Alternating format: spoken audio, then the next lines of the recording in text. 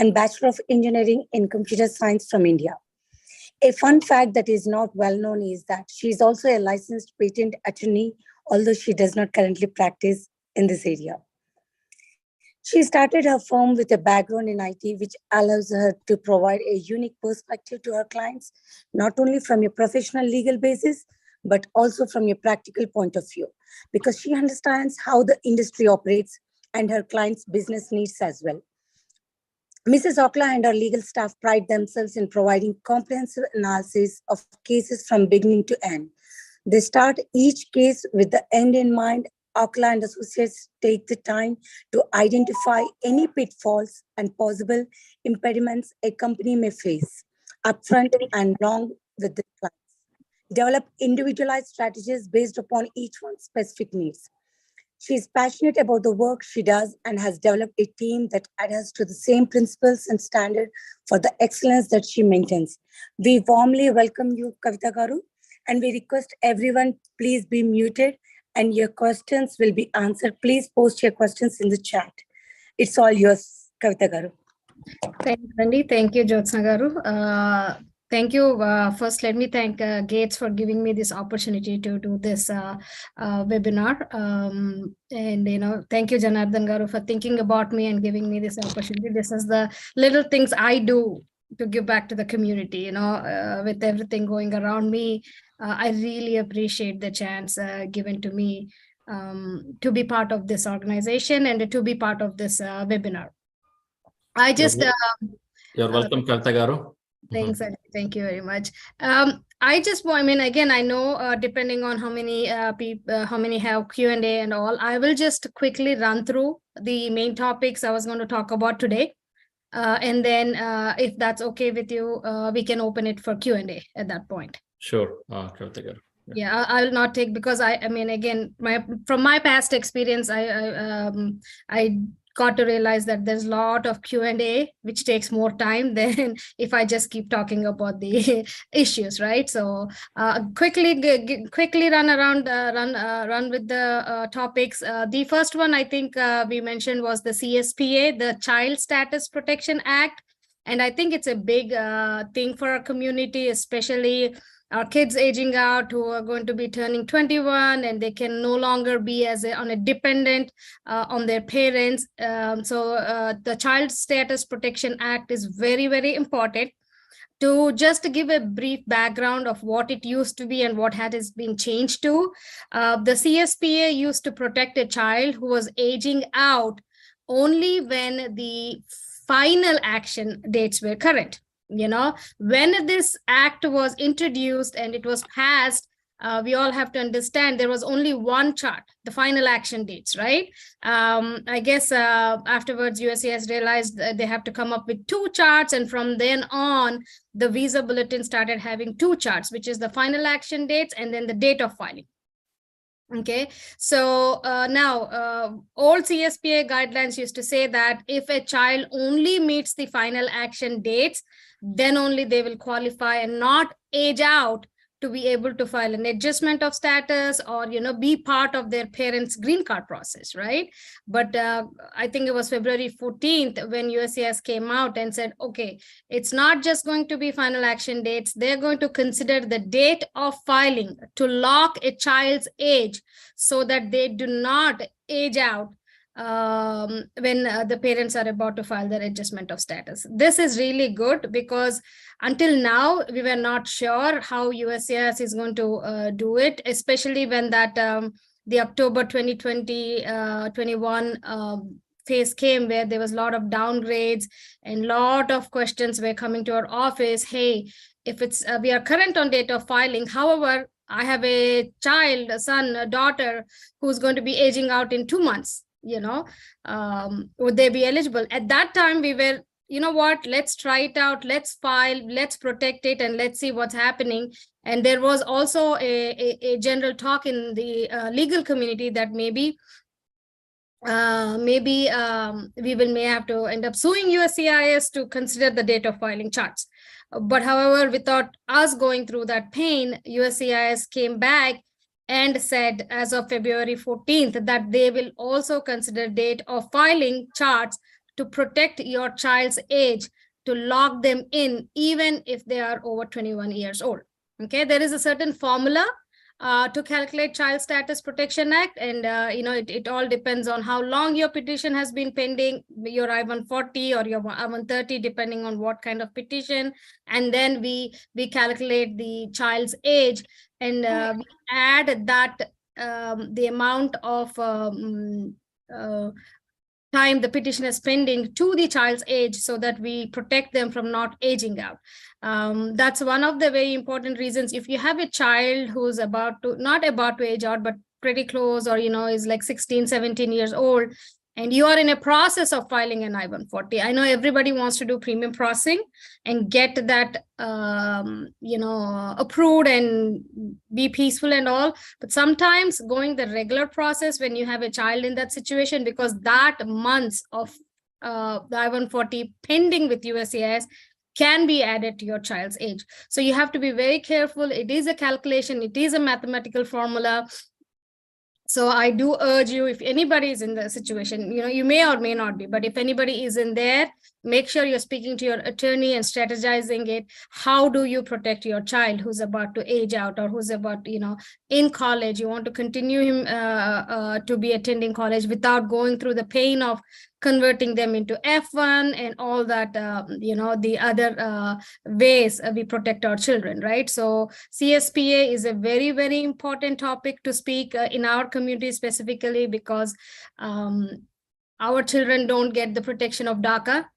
Because we are, as the regulation of DACA reads, it is only for children who entered illegally, right? Our children enter legally, and that's something, as a community, we need to identify and make sure we are addressing that also. So that is a very, very important topic. And if anybody has any questions, feel free to ask me, or, send me an email if you choose to. I'll be more than happy to assist you in this particular, the Child Status Protection Act. That's a quick summary. And as I said, if anybody has any questions, I'll be more than happy to answer, because it is very case specific. It is a calculations we have to do. So let me know if you have any questions. The other topic, which is right now the hot topic of the season, right? We are right in middle of CAP registrations. The CAP registrations for fiscal year 2024 have started as of March 1st. They are going to go until March 17.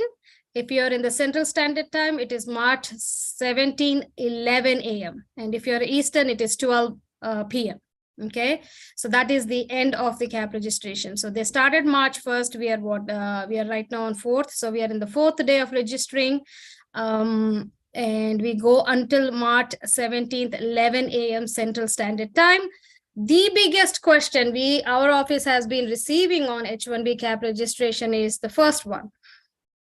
We are a brand new company. Do we qualify for registering H-1Bs? Does the revenues of the company has anything to do with filing CAP registrations?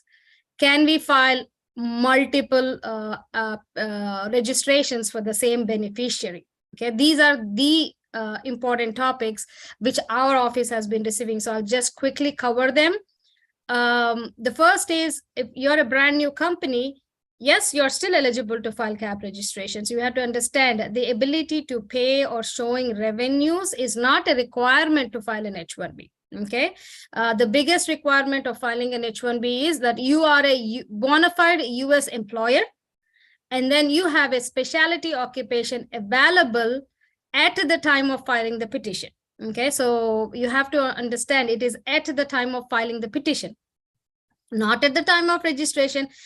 But in no means I'm saying that you shouldn't have a specialty occupation at the time of registration, but you have to be able to identify. And when we are actually filing the petition, which is between April 1st of 2023 to June 30, 2023, you as an employer should be able to show that this individual has a specialty occupation for which you're petitioning the USCIS for this particular H-1B. So that is the most important thing for an H-1B. And I know there is a lot of talk out there. Oh, we don't have to provide client letters. We don't have to do itineraries. We don't have to do contractual path, all of that, which is true.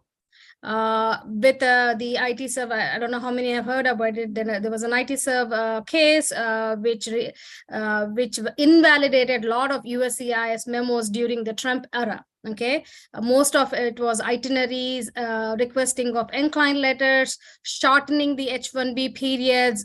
All of this was happening during the Trump era, but this particular case won and successfully invalidated all these memos. However, the regulation which requires a specialty occupation is still intact. So USCIS can ask, when you file the petition in an RFP, show us what is the occupation. You don't have to show the complete itinerary. You don't have to show the client letter, but you should be able to show in some form or shape that you have a specialty occupation for this particular beneficiary. Now, the third and most important, everybody wants to ask me about, can the same beneficiary file multiple registrations? Okay, so the simple answer, again, there's a lot of variations to it, but a simple answer is the same company cannot file for the same beneficiary multiple times. That will be considered as duplicate filing and will be kicked out when they roll the lottery. Okay, now different companies filing for the same beneficiaries. If they're not related, and if they have, each of them have their own business necessity, we can argue. If an RFP comes, we can argue that the two companies don't know each other. We did not know that one filed for the same beneficiary. Each of us have a different business requirement for which we are filing. That's the argument we make. The third scenario is where the companies are related. Okay, so this has to be very carefully reviewed. If the companies are related, so right now when we are talking about related companies, it means that they are under the same ownership. Okay, so that we will consider as related companies. If related companies are filing for the same beneficiary, USCIS will pull you up. In the last fiscal year 2023, we have seen RFPs for some cases where two companies, USCIS said they were related companies because one company was owned by the brother, the other was owned by the sister. So it's not just that you own the company, but if it's a spouse who owns the other company, or if it is somebody who is related to, USCIS may come back and say you're a related company and thus invalidate that registration. Even if one company withdraws and the other company files, USCIS is pulling it and asking that question. Let's say for whatever reason, USCIS did not ask the question at the paper level or the petition level and approves the case. What we have been seeing recently is when this particular individual goes for stamping at the 221G, the consulars are asking, the consulate officer is asking, hey, we see that you have done multiple registrations, and they put them on administrative processing. We have not seen the outcome of these administrative processings yet because it is a very brand new development under the 221G. So we have to be very, very careful when we are talking about multiple registrations for the same beneficiaries. I urge everybody, whoever is in there, if you have friends who want to do it, I know the beneficiaries, especially the masters beneficiaries who are about to finish their OPTs, STEM EADs or the OPT EADs, and their chance is getting the lottery and picked up in the lottery. I understand that, but please understand, USCIS is becoming very privy of this trend of multiple filings. A beneficiary is filing 4, 5, 6 without the knowledge of the petitioner, but it is going to come bite you back at some point. USCIS at this point has not given any concrete policy guidance on what they're going to do for these people. However, please be aware that USCIS is not going to be quiet for a long time. Neither is going to be the consulate. So just a warning out there. The third topic for us to discuss today is obviously the visa bulletin, right? A lot of people have been looking at the visa bulletin closely since they stopped last October, October of 2022. They stopped, they used up all the numbers available, and then we thought probably by February the dates will start moving. But everybody saw the March bulletin came in just a couple of days back last week. It's pretty bad. The dates have not moved as anticipated. They're actually slowing down, and there is a lot of talk that the dates may further retrogress, especially for, I would say, EB5. If anybody is looking at EB5, they anticipate the EB5 dates for India to retrogress come next month. And EB4, which I know a lot of people are not aware, but EB2 and EB3 also, there is a possibility either they will not maybe next month, but there is a talk that there's a possibility of little retrogression as the numbers are not available, is what we were told. The other trend, a lot of questions I get in my office is, even though my date is not current, why am I getting an RFE? Why I'm getting an interview? That doesn't mean that my case will be adjudicated. Unfortunately, the simple answer for that is no. But what it also means that they are still processing, even if your dates are not current. Some service centers are processing the cases as per requirements, are asking for medicals or asking for a 485J or any issues they may have on adjustment of status applications. So that is definitely out there, and you will be receiving RFEs or you will be receiving interview notices, even if your dates are not current, but just watch it.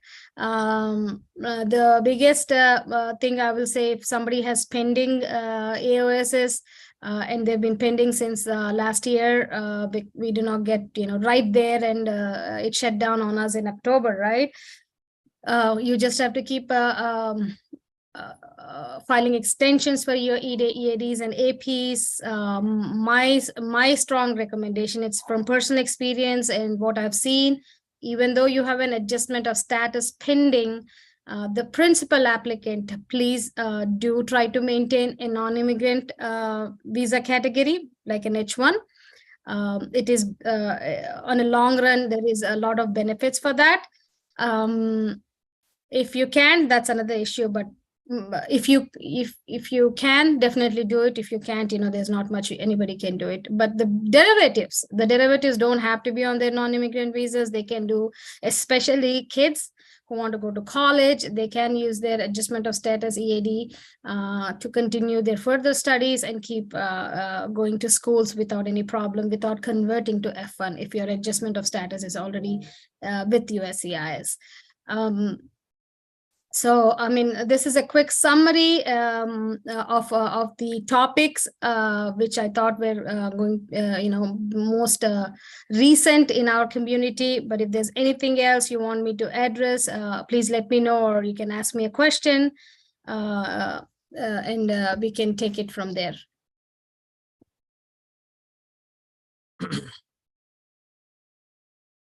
Yeah, Josnagar? Yes. So informative, Kavitha garu. Thank you very much for your time. So let's see, like Jonathan garu, you can post the questions.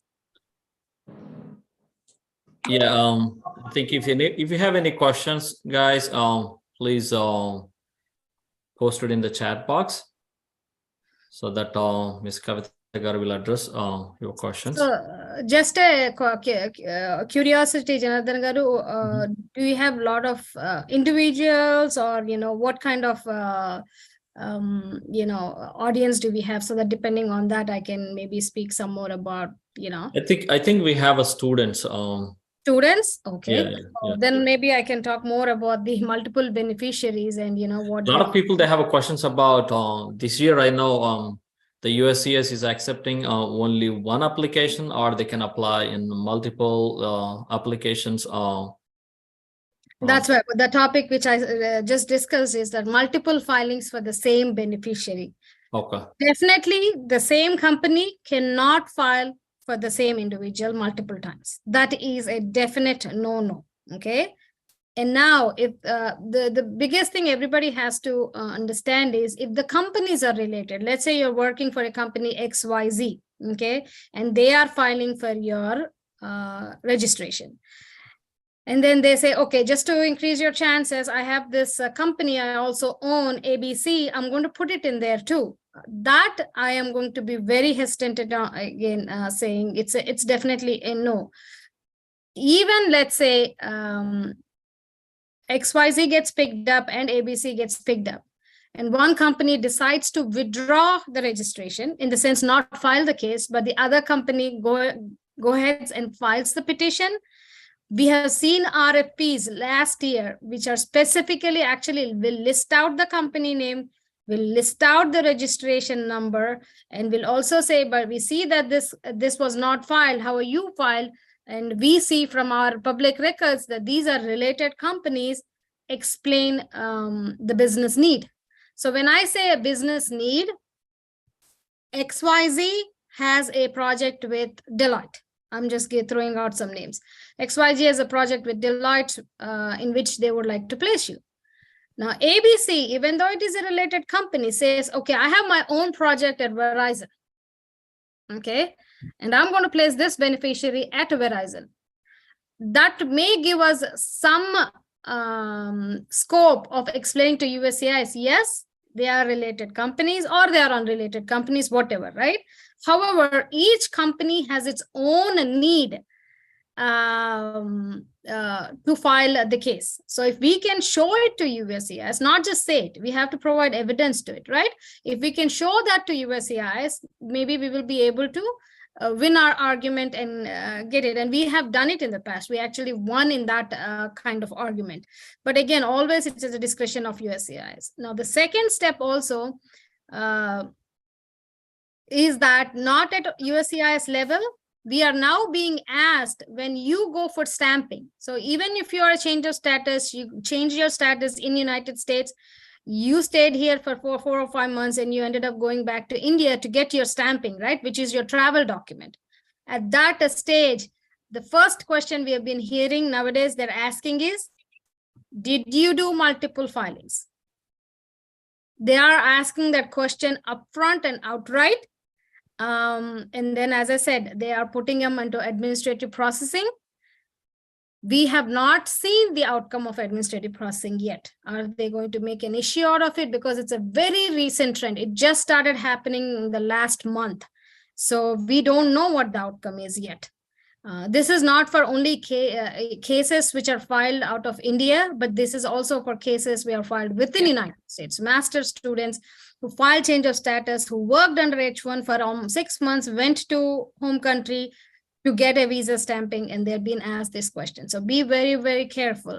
You have to analyze it. You have to analyze the risk. Somebody just posted on the chat, so it is not a recommendation to file H1 with more than one company. That's what I'm saying. There is a very narrow scope where you can definitely, as I said, the two companies should not be related, and the two companies individually should have a business need. So let's say you're working, as I'm going to give an example again, you're working at Deloitte, and you go to company A and say, hey, if I get an H1 picked from you, I will put my contract through you so that I can work with Deloitte. You say the same thing to B, company B. Hey, if you put my registration and if I get picked at your place, I'm going to use, I'll put Deloitte through you and I'll work for Deloitte, right? So what is the commonality here? They're still filing for the same business need, that your client is Deloitte. That you may be, your registration may get invalidated, or they may say that they will deny the case. Again, there is no specific USCIS guidelines on what will happen to multiple filings for the same beneficiary. But we have been seeing a trend where USCIS is cracking down on that. Thank you very much, Randy. I hope that clarified our. So can you just throw some light on EB2 and EB3 visa bulletin? Okay, yeah. As I said, the bulletins out of March have not been. 1 second. Somebody's Sorry to. Somebody has Yeah, their can everyone speaker on. muted? Please, everyone be muted so that we can hear what Kavitha Garu is saying. Thank you. Let me just pull up the March bulletin. But basically, the March bulletin, the EB2, EB3 dates for India have not really moved much at all, right? They're pretty much stagnant from February. That's what I was saying. But my assumption when last October 2022 came around and all the numbers were used, I thought USAS will get a pretty good idea on how many pending applications they have on their, on their table, so that they will start moving the dates around February. Okay, that did not happen. And coming March came through, and the dates have not moved at all. Certain EB1 dates actually went a little backwards also. EB5 went backwards. So from what our community, my legal community has been thinking is maybe they will retrogress a little bit in April's bulletin. So I'm just reading off the March bulletin right now. But there definitely is a talk that the EB5 category will get retrogressed further. We are also anticipating some EB1 dates also to kind of retrogress. For employment-based final action dates for India for EB2 is October 11th, 2008 right now. That's the final action date. EB3 is June 12th, 15th June 2012. The date of filings for EB2 is May 2012. EB3 is August 2012. Definitely a lot of people are asking, hey, EB3 is moving a little bit better, or not moving, but at least the date is better. Okay, is it better for me to file under EB3? Again, it's a race, right? When a lot of us retrogressed a couple of years back, when the retrogression happened and dates became current, and a lot of us, okay, EB3 is going to move very, very fast. Let me do EB3, right? Downgrades. And we filed a bunch of downgrades into EB3. And then a year later, when the EB2 dates started moving, everybody wanted to interfile back to EB2, right? I mean, I hope everybody remembers what happened. So a lot of green cards we did get under EB2, not really the EB3 retrogression petitions. We did get a lot of EB2s out of either interfiling or filing a brand new petition under EB2. So it's all about a balance, right? So when all of us as a group start moving to one category to the other category, obviously the other category's wait list will start increasing. So some days EB3 may move faster. Sometimes EB2 will move faster, because anytime we are doing a retrogression or filing in another category, we are cutting in the line, because somebody of 2012 date will push you back who are already in an EB2 line, because now a 2012 priority date jumped into that line and you'll be pushed back. So it's a very difficult for us. Not even us, I think USAS is also having a very tough time establishing the numbers available in each category, and that's where we are slowing down on the movement of the numbers, because there are some numbers available, but the way the dates are moving, it still does not reflect that. So that is a very slippery slope on deciding which category should I stick in. Some people ask me, can I have both EB2 and EB3 going? Yeah, definitely. Why not? Two different positions. You can have EB2 and EB3 going, and whichever becomes current for your priority date, definitely can jump into that line and get your adjustment of status going. As I said, there is definitely a lot of talk, especially for EB5 to retrogress. If you look at your EB1s, if anybody is an EB1C or EB1A, and EB1B also, there are three different categories for EB1A. India right now is final action date is February of 2022. So we are a year behind on EB1 also. They used to be current, but there is a lot of movement in the EB1C and A applications for Indian nationals. The filing date for EB1 is June 1st, 2022. So it's like few months ahead for date of filing for EB1. Anybody who does not know EB1, just to give a brief description, we have EB1A, which is for outstanding, that you're such outstanding in your own field, like science, art, athletics. There are 5 sets of fields USCIS looks, and you have an extraordinary ability in that field by showing certain awards, let it be publications, let it be, and if you are like a PhD candidate or things, EB1A could be a potential way for you to get a green card. EB1C is for multinational executives or managers who have worked for a company who has a relationship with a US company. There has to be a certain qualifying relationship. You worked for the foreign company for at least a year in the last 3 years. You may qualify for an EB1C green card. So apart from EB2 and EB3, these are some of the other categories which may be available, and those dates are definitely much better than EB2 and EB3 dates.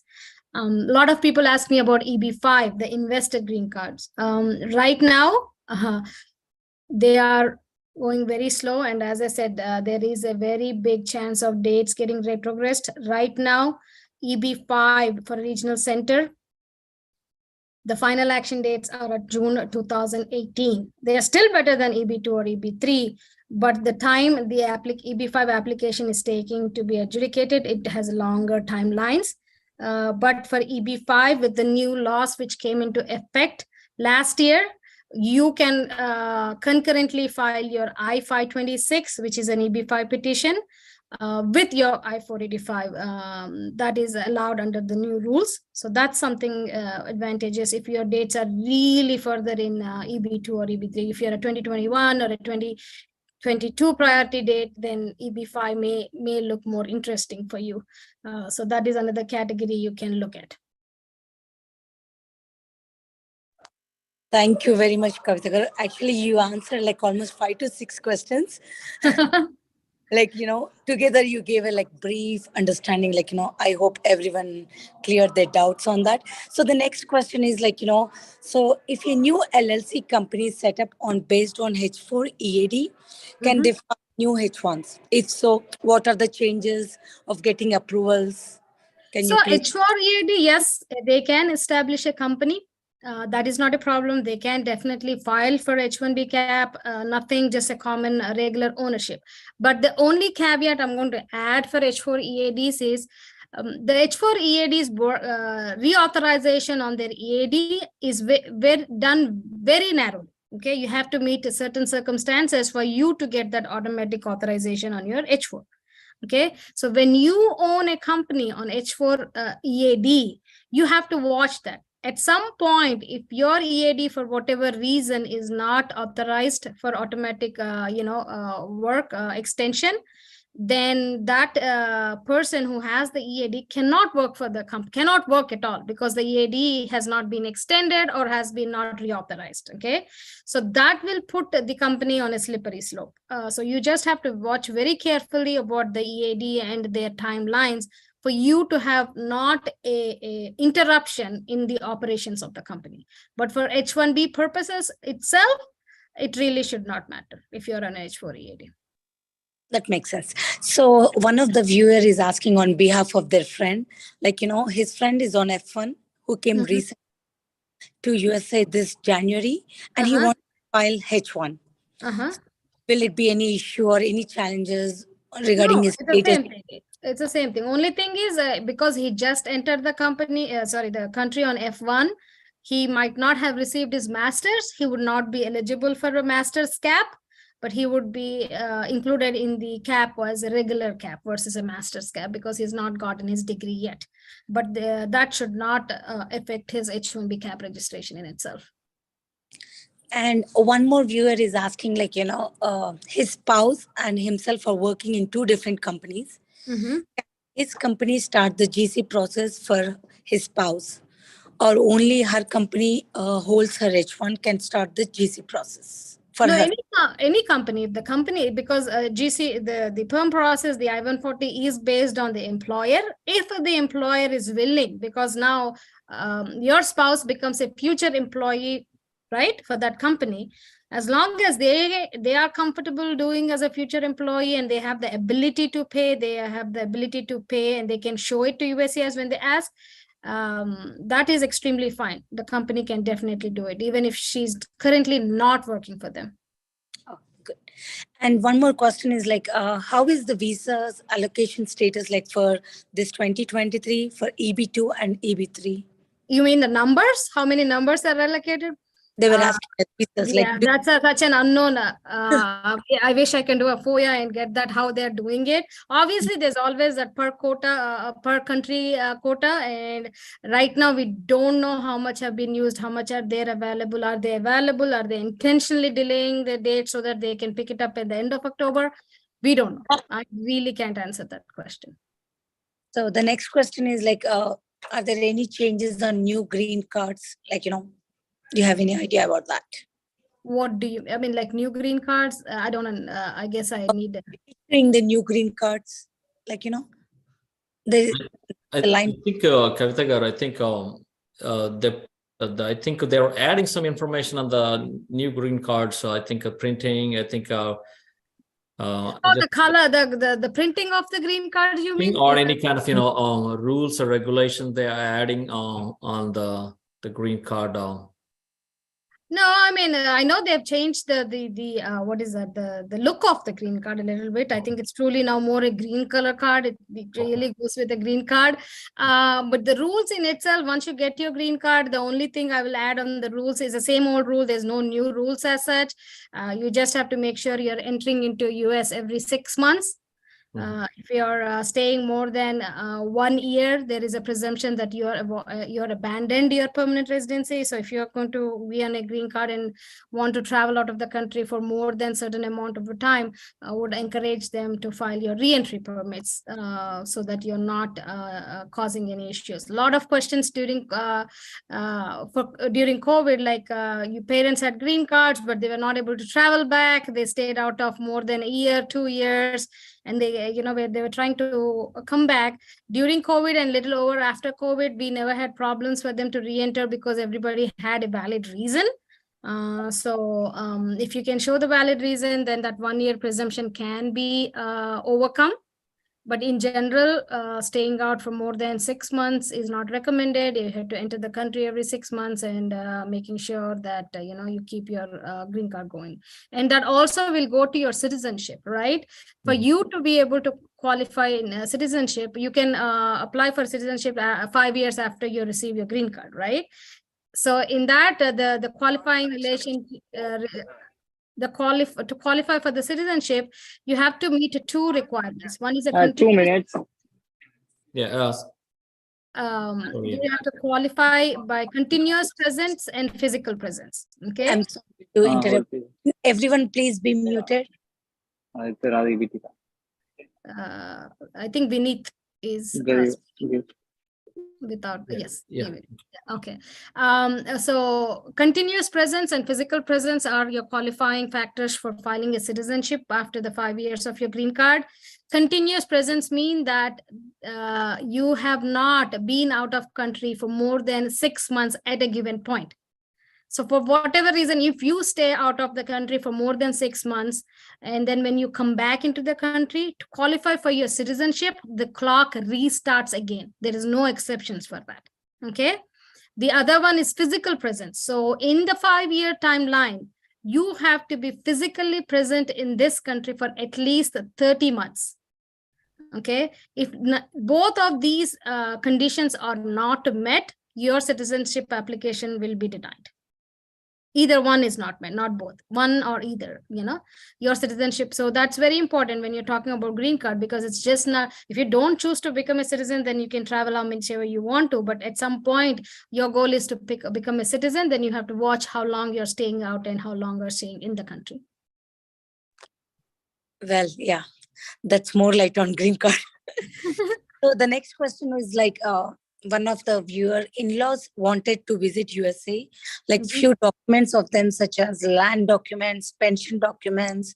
The last name was misspelled. So the address and first name is same. Is that okay for them, or will that be an issue? Again, you have to understand, when you're talking about a visiting visa, it is at the discretion of the consular officer, because there's not much we can do when it comes to B1, B2 applications. As long as we can show and maybe have an affidavit or, because is there no way you correct the documents? You have to get a clarification, because again, when you go for a B2, and I know most of you have already seen this, there's hardly what the consular officer is talking to you for, 2-3 minutes, and I don't know on what documents do they decide if you're getting your B2 or not. They don't even look at the big packets we prepare for B2, right? So if they catch it, or if they notice that, you should be able to explain it and show the discrepancies. Yeah. So one of our GATES member is asking, I think this question is already answered, but I just want to, give the call from you. So now the H1 filing process is underway. They wants to shed some light on number of filings per individual. Like there are some cases where some same profile is being submitted through multiple companies to increase the chance of getting picked. Yes, and that's what I've been talking about, right? Yeah. The whole call is based on the multiple beneficiaries. Be very careful if it's a related company or whatever it is, each company, if you're filing multiple registrations for the same profile, it cannot be from the same company. That is for sure, 100%. Even if it is for different companies, you have to make sure each company has a different business need. So each company cannot file based on one project. If I'm making more clear, right? Both companies cannot say that ultimately when you're filing a petition, this is the project, okay? As I said, again, multiple filings for the same beneficiaries have been picking up, what would I say, the wrath of USCIS in the last 6 months, with USCIS sending us RFPs, asking for clarifications. There's very narrow circumstances where we have won those cases, but in majority, it is, they are going to crack down on that. They are going to crack down. They have not given any guidance yet, but by their actions, especially also at the consulars, the actions we are seeing is they are ready to set something up. We don't know when it's going to come. One of the ways they're trying to get multiple filings for the same beneficiaries by increasing the filing fees, right? USCIS filing fees right now for each beneficiary is $10. But there is a proposal out there to increase those fees substantially. And that luckily is not effective this cap, but we are pretty sure it's going to get effective next cap. Okay, so that's one way of trying to see, USCIS is trying to see if they can deter these multiple filings for the same beneficiary by increasing the fees. If that also doesn't work, they'll find something else, but be aware, the RFPs will come, are coming. There are denials. They will consider as duplicate filings if they find similarities in both the filings. And I mean, again, as I said, I understand where the master's students are standing, because this is maybe their last chance to get into the cap, and there's so many numbers. Like last year, fiscal year 2023, close to 500,000 petitions were filed for how many H1s? 80,000. Right? For 80,000 H1s, close to 500,000 cap registrations happen. Close to 400,000, 80, something like that. So this year we are anticipating more. So your percentage of pick is between 30 to 40%. which I understand, and it is very saddening. And USCIS needs to make it more comprehensive, or make the rules better, because I do sympathize, especially with the students who are in the country and who are about to finish their EADs, and the next step is to either re-enroll in different schools, in more money, more you have to get onto CPT, which may cause maintenance of status issue. It's a domino effect from that part, right? But unfortunately, my recommendation is I'm not going to say don't do it, because I know how much ever I say don't do it, it's not going to help anybody. If you're going to do it, think it through, make sure each of them will have their own project to show if USCIS comes back and asks. Because once it gets picked, your hopes are really high.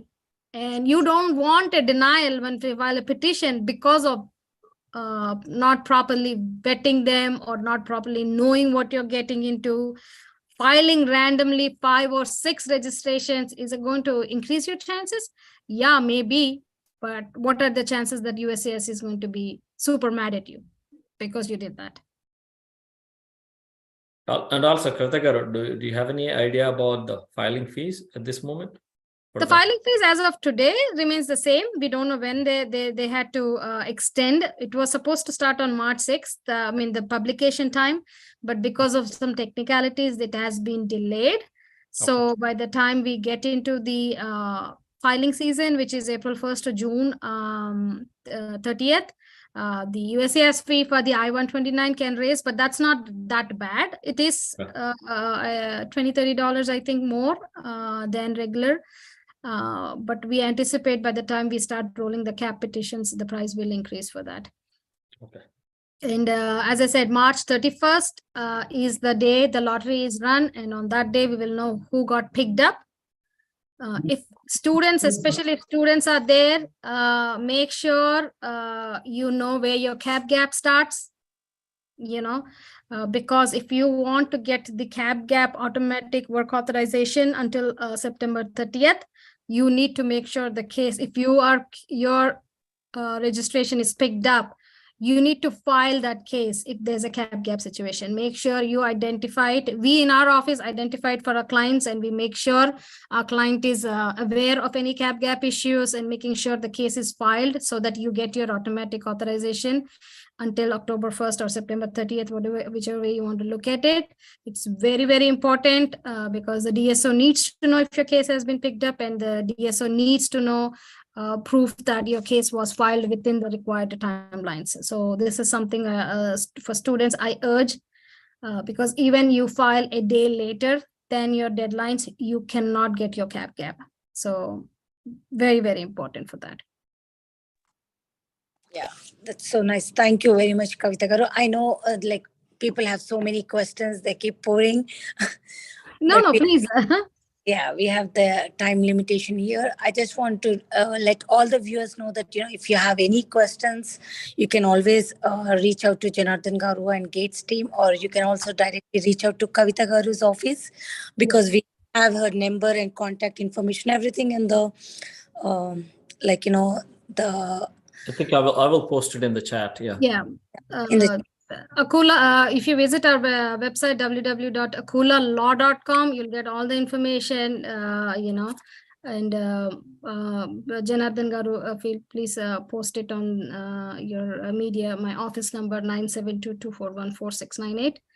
And any questions or anything, we can set up a time to talk about it, and hopefully I can answer your question. I mean, definitely I don't have a positive answer for everything, but I will give the best of the answers I can.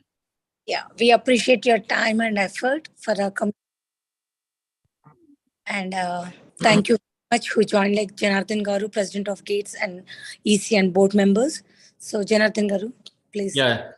Kavitha garu, thank you so much, Andy. I know it's 11 a.m. for you, but thank you so much for sharing all the immigration updates and educating us to all the GATES members and also students. A lot of students joined, and this is very helpful session for everybody. And you answered all the questions very well. And And also GATES, almost our last 2 decades in Atlanta area, in Georgia State, we are conduct a lot of cultural programs at the same time and service-oriented activities in Metro Atlanta and also back home too. And almost, I think, 2 decades closer now. We have advisory board, and also we have a board. We have an executive committee, and also board of directors, and also we have a chairs and co-chairs. And every bi-weekly, we bring the experts to share, and we conduct the webinars, and also we have face-to-face sessions too, trying to bring the gap between in Americans and also the Asian community. We conduct a lot of programs, and also on March 18th, we have a talent show. So if you live around in Metro Atlanta, so please join with us, and please encourage your children to enroll in talent show. It's a great opportunity to explore and also to show their talent. And if you're not a member for the GATES, please take a membership. It is a life membership. It's $50, and it's a lot of benefits, a lot of advantages are involved for the members. So that's all I want to say. And also thank you all. Yeah, please. Janardhan, can I add something? And please remember, if you are a GATES member, you will get a discount on the consultations. But we will ask when they call our offices and say GATES, we will check if you're a member or not. So just an FYI, because this specifically is for the benefit of the organization. And, so if you want to utilize the discounted prices, you will have to be a GATES member. Yep. And also, I think if you have any questions, it's open for you guys. I know we have 5 more minutes, at least 10 minutes, we can say. Is that okay, Kavitha Garu? Yes, Andy. If you have any questions, guys, please unmute, and you can ask directly Kavitha Garu. Yeah. Or if you're not, then we can now wind up the call. Yeah. Everybody understood everything I said, so I'm glad. Yeah. I think thank you, Kavitha Garu. Yeah, I think I don't see any, one is having any questions at this moment. I think you. Thank you so much, Janardhan Garu, for having me and be able to, participate in your.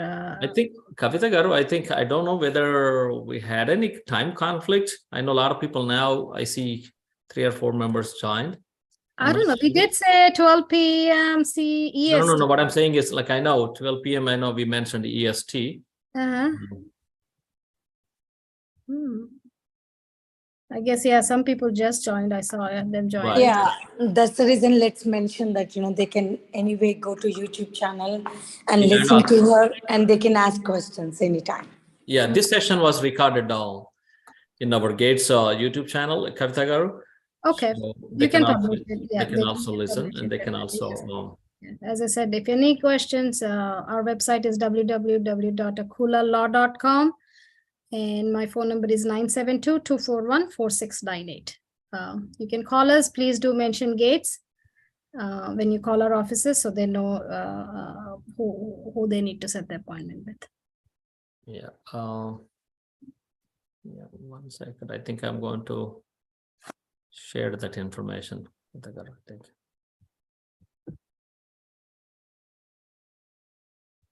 Yeah. Can you mention one more time? Kavitha Garu? Sure. www.akulalaw.com, AKULA.com. That's the website. Yeah. My office phone number is 972-241-4698. 4698. Yeah. Okay. And please do mention when you call to the front desk that you're calling from GATES. Yeah. Okay. Thank you, Kavitha Garu. I think if you have any questions, guys, one more time, and I think otherwise, if you do not have any questions, we can close this session. Once again, thank you all the members who joined, and also if you missed the session, and also you can also watch in GATES YouTube channel. Perfect. Thank you, Janardhan Garu, and all the best for you. Thank you, Josna Garu, for moderating this call. Thank you. Sure, anytime. It's my pleasure. Thank you all.